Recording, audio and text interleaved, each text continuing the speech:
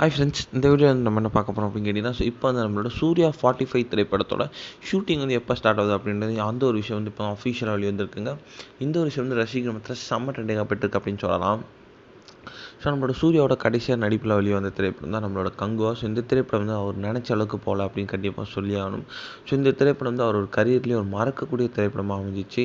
ஆனால் வந்து படக்குழுவினர் வந்து இந்த திரைப்படம் தான் கரியர் பெஸ்ட்டாக இருக்கும் அப்படின்ற மாதிரி சொல்லிட்டு இருந்தாங்க.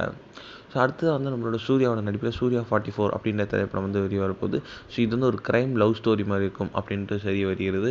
இந்த திரைப்படத்தோட ஷூட்டிங்லாம் முடிஞ்சு போஸ்ட் ப்ரொடக்ஷன்லாம் செம்ம ஸ்பீடாக போயிட்டுருக்கு. ஸோ அடுத்த வருடம் ஸ்டார்டிங்கில் இந்த திரைப்படத்தை ரிலீஸ் பண்ணுற மாதிரி இருக்காங்களாம். ஸோ அடுத்தது வந்து ஒரு அன்எக்ஸ்பெக்டடான காம்போவான சூர்யா 45.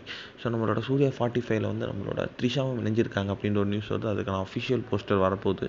ஸோ அந்த திரைப்படத்தை ஷூட்டிங் எப்போ ஸ்டார்ட் ஆக போகுது அப்படின்ட்டு இப்போ வந்து ஒரு அஃபிஷியலான அப்டேட் வந்துருக்குங்க.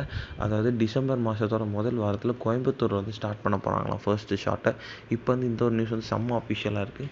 இந்த ஒரு விஷயம் வந்து சூர்யா ஃபேன்ஸ் மத்தியிலும் சரி, சூர்யா 45க்காக வெயிட் பண்ணுற ஃபேன்ஸ் மத்தியிலும் சரி செம்ம ட்ரெண்டிங்காக போயிட்டுருக்கு அப்படின்னு கண்டிப்பாக சொல்லி ஆகணும்.